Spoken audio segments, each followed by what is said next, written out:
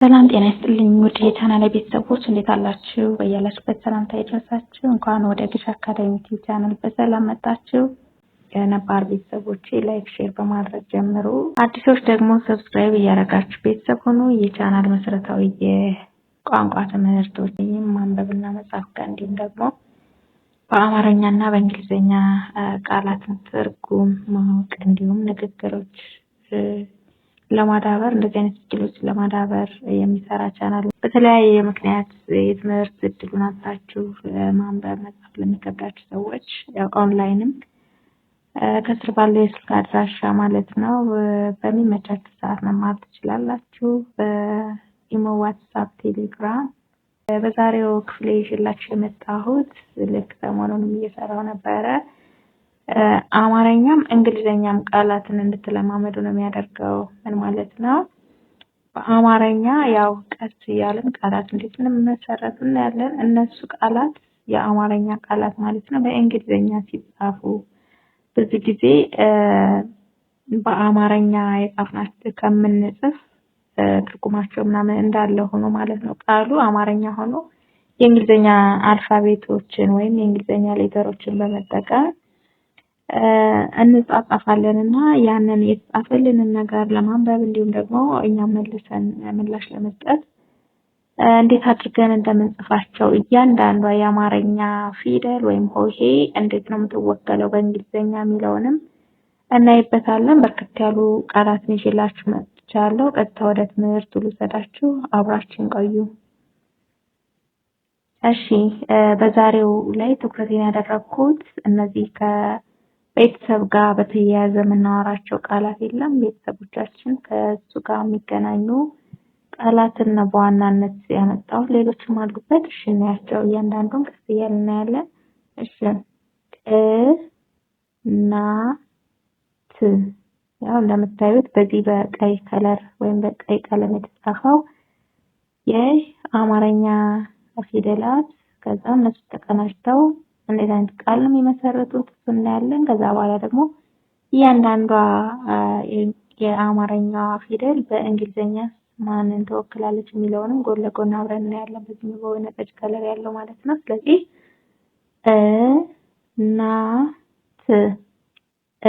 እናት እናት እናት የሚለውን በእንግሊዘኛ ሲጻፍ እንደ የምንጠቀማት ቫውል ኢ ናት። እንግዲህ ተነባቢ ዛቶን ብዙ ጊዜ አናባቢ ናት። በዚህኛው ግን እንደ የአቤቶች ያው ባለፈው ክፍሌ ላይም ያላያችሁ ካላችሁ ማየት ትችላላችሁ። የምትሆነው ኢ ነች።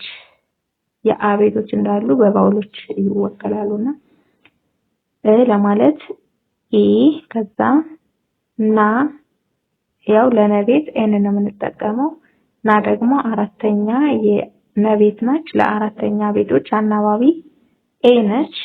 ና ለማለት ኤን ኤ አል ት ስድስተኛ ተቤት ናት። ለሳድስ ፊደሎች ወይም ደግሞ ለስድስተኛ ቤቶች ሁልጊዜም ቢሆን አናባቢ አንጠቀምም። ራሳቸው ኮንሶናንት ወይም ተነባቢዎች ብቻ በቂ ናቸው ለስድስተኛ ቤቶች ማለት ነው። እሺ ት አንድ ላይ እናት አያችሁ እንደ ኤን ተጠቀምን ና ኤንኤ ቲ በአንድ ላይ እናት ብለን ይሄኛውን የአማርኛውን ቃል ቀጥታ በእንግሊዘኛ ተርጉም ሳይሆን በእንግሊዘኛ ፊደላት እንደዚሁ አማርኛውን ራሱ መጻፍ ይቻላል። እናቴ ማድረጉን ፈልግስ ብቻውን ስድስተኛ ተቤት ነች፣ ምንም አናባቢ የላትም ብያለሁ። እናቴ ስንል የተጠቀምናት አምስተኛ ቤት ነች።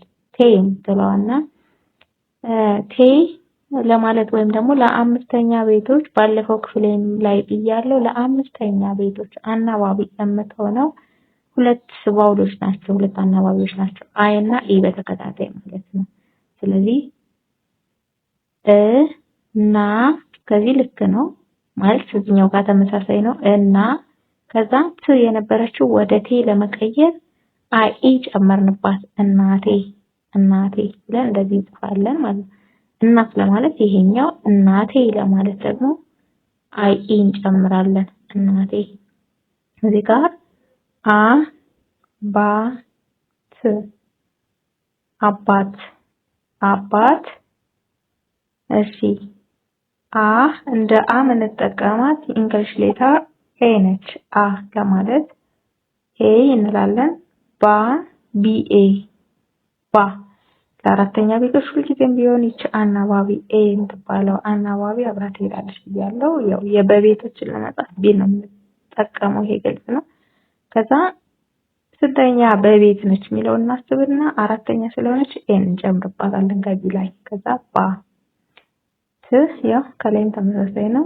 ምንም አናባቢ አይፈልግም፣ ቲን ብቻ ማድረግ ነው። ቲ አደረግን ት። ከዛ አባት የሚለው ሲጻፍ አ ባ ት። አባቴ ማለት ብንፈልግስ አባቴ የኔ አባት ለማለት አባቴ ቴ ለማድረግ ያው በተመሳሳይ ከቀደሙ ከእናቴ ጋር ያለች ቴ ጋር ምንም ዲፈረንስ የላቸውም። ስለዚህ አባ የሚለው እንዳለ ይቀመጥና ቴ የሚለውን አይ ከቲ ላይ አይ እንጨምራለን። ቴ የምትለው አይ ቫውል ለአምስተኛ ቤቶች እንዳልኳቸው አይ ነው አናባቢያቸው። ህ ት እህት። እሺ እንደ ኢን ነው የምንጠቀመው። እንደ ህ ኤች ናት ለሀ ቤቶች። ስድስተኛ ሀ ቤት ስለሆነ አናባቢ አልፈለገም። ኤች ብቻዋን ለት ቅድም እንዳልኩት ቲ ብቻዋን ስድስተኛ ቤት ናቸው ባይዘው እነዚህ ሁሉ። ከዛ እህት። ከዛ እህቴ ማለት ብንፈልግ እህቴ ማለት ብንፈልግ እህ እንዳለ ይቀመጣሉ። ቴ ለማድረግ ትን አይ እንጨምርባታለን። ቴ በዚህ አግባብ ሌሎችንም ቢሰጣችሁ ወደ አምስተኛ ቤት መቀየር አይከብዳችሁም ማለት ነው። ምንድነው የምታረጉት? ዋና ተነባቢ ድምጽ አለች ቲ ማለት ናት እዚህ ጋር። ከዛ አይ ጨምሩ ወደ አምስተኛ ቤት ተቀየረች።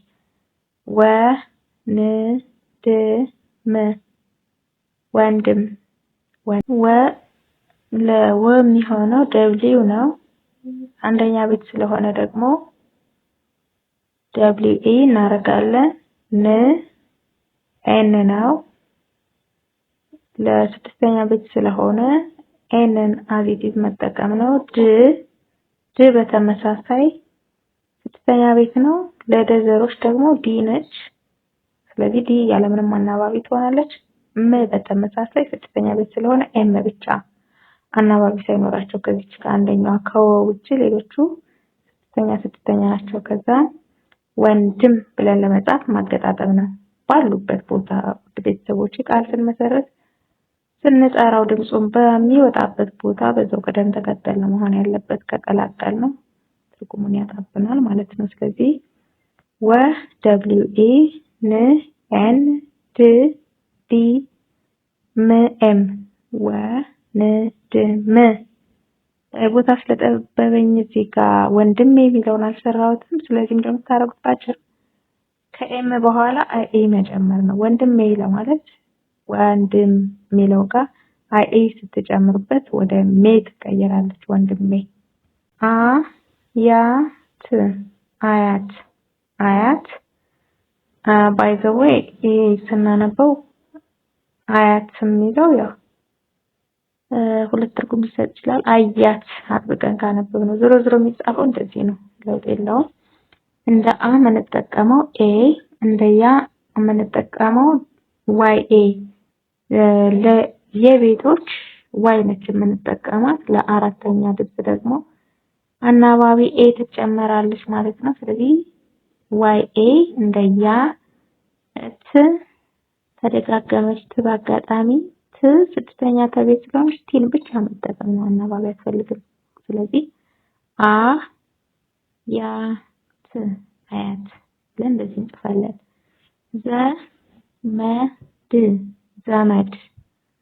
ዘመድ ብለን ለመጻፍ አንደኛ ዘቤት ስለሆነ ዜድ ኢ እንላለን። ለዘዘሮች ዜድ ነው የምንጠቀመው። በዚህ አግባብ ደግሞ አንደኛ ቤት ስለሆነ ለአንደኛ ቤት አናባቢ ኢን እንጠቀማለን። ለመ ደግሞ የኤም ነው የምንጠቀም አንደኛ ቤት ስለሆነ ኢን በድጋሚ እንጨምራለን። ድ ዲ ስድስተኛ ደቤት ዲ ዘመድ ለሚለው ዘመድ ዘመድ እንደዚህ እንጽፋለን። ቤተሰብ ቤተሰብ ቤተሰብ ቤተሰብ ውድ ቤተሰቦቼ ቤተሰብ የሚለውን ባለፈው ክፍል ላይ ለማስረዳት ሞክሬያለሁ። እነዚህ አምስተኛ ድምጾች በቃል መሃል ላይ ወይም ደግሞ መጀመሪያነት ከመጡብን ግዴታ አይን መጻፍ ላንገደድ እንችላለን። አይን ማስወገድ እንችላለን። እዚህ ጋር መጻፍ ነበረብኝ። አይ እዚህ ጋር እንዳለች ቁጠሯት። እዚህ ጋር መተን ስንጽፍ ግን አይን ትተናት እንዳልኳችሁ መጨረሻ ላይ ከመጡ አምስተኛ ቤቶች እንጠቀማለን። ከዛ ውጭ በመሃል ከሆነ አንገደድም። ስለዚህ ቢአይኢ ብላችሁ ሰሩልኝ። ቲኢ ኤስኢ አንደኛ ስለሆኑ እነዚህ ኢኤን ነው የሚወስዱት። ለሰ ደግሞ ኤስን ነው የምንጠቀም። ስድስተኛ ቤት ስለሆነች ቢ ያለ አናባቢ ማለት ነው። ቢ ብቻ ቤተሰብ ለማለት ልክ እንደዚህ እንጽፋለን።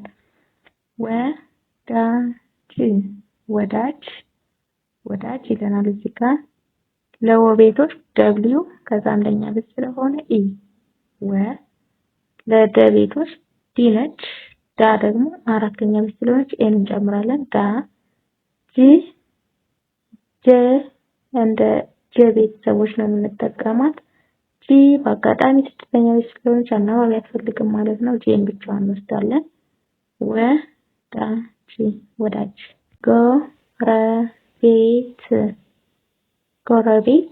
ጎረቤት እንደ ጂኦ ለሰባተኛ ቤቶች አናባቢ ኦ ነች።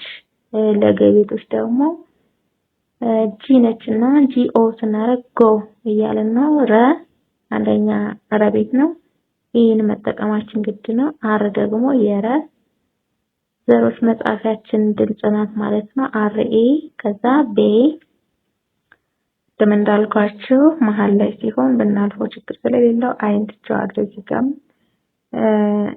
ለቤ ለአምስተኛ ድምጽ ግን አይ ነው የምንለው። ያን መርሳት የለባችሁም። በተለይ ከቃል መጨረሻ ሲመጡ በተመሳሳይ እንደቀደሙ ቲ ብቻ ጎረቤቴ ማለት እንፈልጋው እዚህ ጋር አይ እንላለን። መጨረሻ ላይ ከሆነች አምስተኛ ቤቷ ማለት ነው። ጎረቤት የሚለው ጎረቤቴ ካልነው ቴ ማለት አምስተኛ ተቤት አይደለች። ለሷ አይ እንጨምርባት ነበር ጎረቤቴ ለማለት እንፈልጋው። ግን ጎረቤት በሚለው ቲን ብቻ ጽፈናል። ሰፈር ለማለት ለሰቤቶች ኤስ ነው የምንጠቀመው። እዚህ ጋር ያለችው አንደኛ ሰቤት ናት። ለአንደኛ ቤቶች ደግሞ ኢን እንጨምራለን። ለተመሳሳይ አንደኛ ቤት ናት። ስለዚህ አናባቢያችን ኢ ነው የምትሆነው። ለፈ ቤቶች ደግሞ ኤፍ አልፋቤት ነው የምንጠቀማትና ኤፍ ኢ ካልን ፈ እያለን ነው። ለረቤቶች አር ነው የምንጠቀመው። በአጋጣሚ እዚህ ጋር የምትለው ስድስተኛ ቤት ስለሆነች አናባቢ አትፈልግም። ለስድስተኛ ቤት አናባቢ የለውም ብዬ ተናግሬያለሁ። አር እንጠቀማለን። ሰፈር እንደዚህ እንጽፋለን ማለት ነው። አካባቢ ብለን ለመጻፍ እንደ አ መጠቀማት እንግሊዘኛ ሌተር ኤ ነች። ለከቤቶች ኬ ነች። ከኤ ጋር ስትሆን አራተኛ ቤትን ተመለክተናለች። በተመሳሳይ አራተኛ ቤት ነች። ያው ለበቤቶች ቢ ነው የምንጠቀማት። ቢ ከማን ጋር ከኤ ጋር የሆነችው አራተኛ ቤት ስለሆነ ነው። ከዛ ቢ አሁንም በድጋሚ ያው ቢ ነው የምንጠቀማት። ለሶስተኛ ቤት ድምጾች ደግሞ አይ ቫውልን እንጠቀማለን። አይ አናባቢን ማለት ነው። አናባቢዎች 5 ናቸው ብዬ ነግሬያችኋለሁ። ያላያችሁ ከሆነ ባትብላችሁ ያኛው ቪዲዮ ላይ ማየት ትችላላችሁ። እሱ ብቻ አይደለም የቆየም በጣም አሪፍ የሆነ በእያንዳንዱ ሌተር እንዴት እንደምትነበብና እንደምትወከል ሰርቻለሁ ማለት ነው። እሺ ስለዚህ ከዚህ በኋላ ማገጣጠም ነው። ኤ እንደ አ፣ ኬኤ ካ፣ ቢኤ እንደ ባ፣ ቢ፣ አይ እንደ ቢ አካባቢ ብለን አገጣጥመን እንጽፋለን። ሀገር ሀገር ሀገር ለማለት ሶስት ድምጾች ናቸው። በእንግሊዘኛ ሲሆኑ ያው አናባቢ ስለምንጨምር ትንሽ ይጨምራሉ። ለሀ ቤቶች ሀ ቤትን የምትወክልልን እንግሊዘኛ ሌተር ኤች ነች እና ሀ የሚለው ድምጽ ኤ ሲጨመርበትም ሀ ነው የሚሆነው ማለት ነውና ኤች ኤ ሀ ጂ ኢ ገ ለገ ቤቶች ያው ጂን ነው የምንጠቀመው። አንደኛ ቤት ስለሆነ ደግሞ ጂኢ እንላለን። ር አርም ብቻ ለስድስተኛ ቤት ምንም አናባቢ ስለማያስፈልግ አር ሀገር ሀገር ሀገር። እሺ ቤት ቤት ቤት ለማለት ቅድም እንዳልኳችሁ እዚህ ጋር አይን ኦሚት ማድረግ ይቻላል፣ ማጥፋት ይቻላል። ቢኢ ዛት ቲ ቤት ወይም ደግሞ ቤቴ ለማለት ብንፈልግስ ነው። ቴን አምስተኛውን ለማምጣት አይ ኤ መጨመር፣ ይሄኛው ተመሳሳይ ነው። ቤት ኤ ቤቴ ቤቴ ይሆናል። ውጪ ውጪ ውጪ ለማለት ው ደብሊው ዩ ጪ ለጨ ቤቶች ሲኤች ናት። ሲኤች ደግሞ አይ የተጠቀምኳት እዚህ ጋር ሶስተኛ ቤት ስለሆነች ማለት ነው። ጪ ሶስተኛ ቤት አናባቢያ ደግሞ አይ ነች። ስለዚህ ሲኤች እንደ ጨ ነው። ከዛ ጪ ለማለት አይ ጪ ውጪ ውጪ። ቅርብ ቅርብ ቅርብ ቅርብ ለማለት ለቀ ቤቶች ባለፈው የመጀመሪያ ክፍል ላይ መሰለኝ ነግራቸዋለሁ። ኪውን የሚጠቀሙ ሰዎች አሉ። በስምምነት ነው በነገራችን ላይ ይሄ ፕሮናንሴሽን። ስለዚህ ኪውን ተጠቅመው ቢጽፉላችሁ እንደዛ ነው የምታነቡ፣ እንደ ቀ ነው የምታነቡት። እኔ ግን ኬን ተጠቅሜ ያለው ማለት ነው። እንደ ቅ ስድስተኛ ቤት አይደለች። ስለዚህ አናባቢ አልተጠቀምኩም፣ ኬን ብቻ ወሰድኩት። ር በተመሳሳይ አብረን፣ ብ በተመሳሳይ ቢ ብቻ ማለት ነው። ሁሉም አናባቢ የላቸውም ስድስተኛ ቤት ስለሆነ ዋና ዋና ድምጾችን ነው የምወስደው። ቅርብ ቅርብ። ሮቅ ሩቅ ሩቅ ለማለት አርዩ እንደ ሁለተኛ ረ ቤት ነው የሚነበበው። ዩ ስንጨምር የትኛው ፊደል ላይ ዩን ስንጨምርበት ምን ይሆናል? ሁለተኛ ድምጹን ይዛል ማለት ነው። ሩቅ ከዛ ምንም አናባቢ ሳይኖራት ኬ ብቻ በአንድ ላይ ሩቅ ሩቅ እንደዚህ እናነባለን። ግቢ ግቢ ግቢ ለማለት እንደ ገመነት ጠቀማት እንግሊዘኛ አልፋቤት ጂ ነች። ጂ ከዛ ግ ማለት ስድስተኛ ቤት አይደለ? ምንም አናባቢ አይፈልግም፣ ግልግል ነው እንተዋለን። ጂን ብቻ እንወስዳለን። ቢ አይ ሶስተኛ በቤት ስለሆነች አይ አናባቢ ለሶስተኛ ድምጾች ትሆናለች እና ቢ አይ እንደ ቢ። ግቢ ግቢ ግቢ ወይም ግቢ ማለት እንችላለን። ይሄንን ስናጠብቅና ስናላለው ማለት ነው አማርኛ ላይ። እሺ ግባ ግባ ግባ ለማለት ግን ያው ተመሳሳይ ጂ አሁን ቢ የነበረች ወደ ባ ለመቀየር አራተኛ ድምጽ ለማድረግ ኤን መጨመር ብቻ አለቅ። ግባ። ሌላኛው ስራ ስራ ስራ ለማለት ስንተኛ ቤት ነው? ስድስተኛ ኤስ እንወስዳለን ያለምንም አናባቢ። ራ ስንተኛ ቤት ነው? አራተኛ። ስለዚህ ማንን ነው የሚወስደው? አናባቢ ኤ ስራ ስራ ለማለት አርኤ እንደራ ነው የምናነባው። አለኝ አለኝ አለኝ እንደ አ ኤን እንጠቀማለን።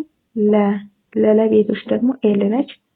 አንደኛ ለማድረግ ደግሞ ኤን እንጨምራለን። ኤል ኢ ኒ ጂኤን ጂኤን እንደ ኒ። አሁን እዚህ ጋር ኒ ስድስተኛ ስለሆነ ጂኤን ብቻ አናባቢ አልተጠቀምኩም።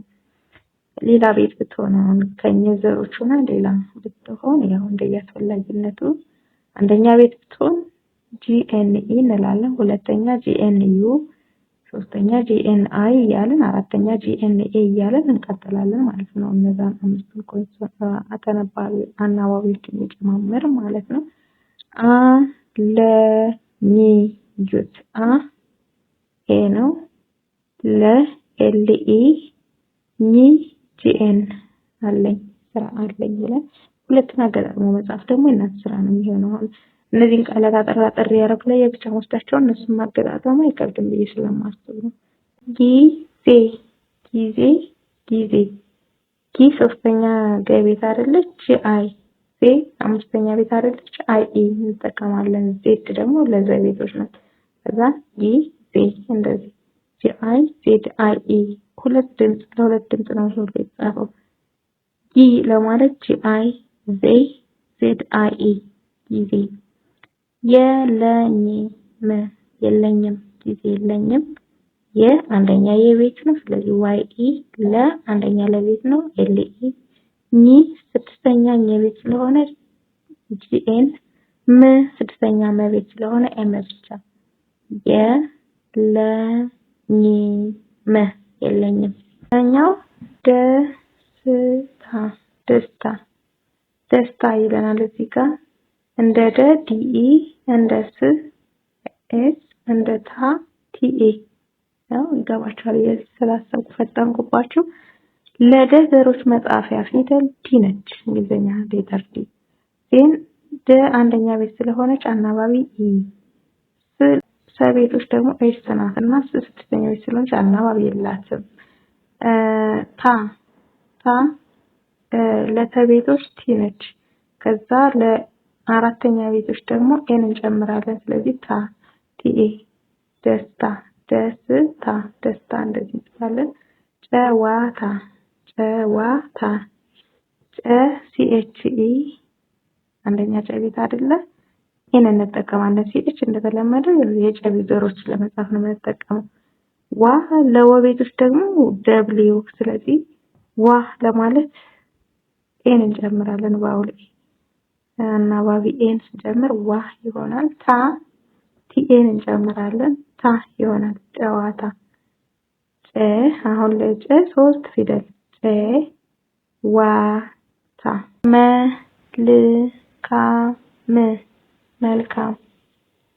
መልካም መ አንደኛ መቤት ነው ኤም ኢ ል ስድስተኛ ለቤት ስለሆነ ኤል ብቻ ካ አራተኛ ከቤት ስለሆነ ኤ ትጨምራለች ኬ ኤ ም ስድስተኛ ቤት ስለሆነ ኤም ብቻ መልካም። ከዛ አሪፍ ለማለት እንደ አ ኤን እንጠቀማለን። እንደ ረ አር ነው የምንጠቀመው። እዚህ ጋር ደግሞ እንደ ሪ ነው ሶስተኛ ድምጽ አይን እንጨምራለን። ሪ አር አይ ኤፍ ብቻ ለስድስተኛ ቤቶች ኤፍ ማለት ምንም አናባቢ አይፈልጉም። አሪፍ ቆንጆ ለቀቤቶች ኬ ወይም ኪው ተጠቀሙ እያልኳችሁ ነው በየጊዜው ነው ውድ ቤተሰቦቼ። እኔ እዚህ ጋር ኬን ተጠቅሜያለሁ። ኪው ቀን ለመጻፍ ኬንም ኪውንም መጠቀም እንዳለ እንደ አማራጭ እንድታውቁ ነው።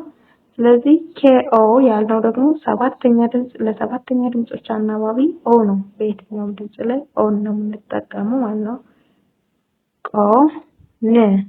ለን ኤን ብቻ አናባቢ አያስፈልግም። ጆ ለሰባተኛ ድምጾች ይሄው እንዳልኳችሁ ኦን መጠቀም ኦ ሚል ድምጽ ስለሚል እዛ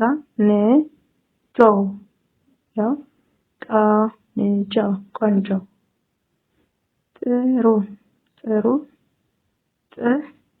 ቲ ብቻዋን ምክንያት አናባቢ አያስፈልግም ለስድስተኛ ቤት። አርዩ ከዛ ጥሩ እንደዚህ እንጽፋለን።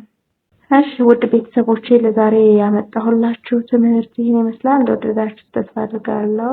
ላይክ፣ ሼር እንዲሁም ኮሜንት በማድረግ ሀሳባችሁን ግለጹልኝ። ቤተሰብ ሳትሆኑ ስትከታተሉ የነበራችሁ ካላችሁ ከልብ እያመሰገንኩ ሰብስክራይብ አድርጋችሁ ቤተሰብ ሆኖና ቀጣይ የምሰራቸው ትምህርቶች ይደርሷችኋል ማለት ነው። ስለነበረን ቆይታ እጅግ ከልብ ነው የማመሰግነው። ቀጣይ ደግሞ በሌላ ትምህርት በእንደዚህ መሰል አጫጭርና መሰረታዊ በሆኑ ትምህርት ክፍሎች እስከምንገናኝ ድረስ በያላችሁበት ሰላማችሁ ይብዛልኝ። ጉድባይ